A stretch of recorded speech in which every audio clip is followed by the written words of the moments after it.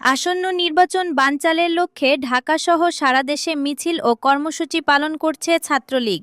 আওয়ামী লীগের নেতৃত্বাধীন এই সংগঠনের নেতাকর্মীরা বিভিন্ন এলাকায় সড়কে নেমে বিক্ষোভ মিছিল করছে বলে জানা গেছে। বিক্ষোভে অংশ নেওয়া নেতাকর্মীরা আওয়ামী লীগ ছাড়া নির্বাচন মানি না স্লোগান দিয়ে নির্বাচনের বিরুদ্ধে অবস্থান জানান।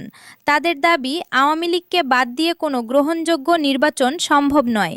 ঢাকা ছাড়াও চট্টগ্রাম, রাজশাহী, খুলনা, সিলেটসহ দেশের বিভিন্ন গুরুত্বপূর্ণ শহরে মিছিল ও সমাবেশ অনুষ্ঠিত হয়েছে।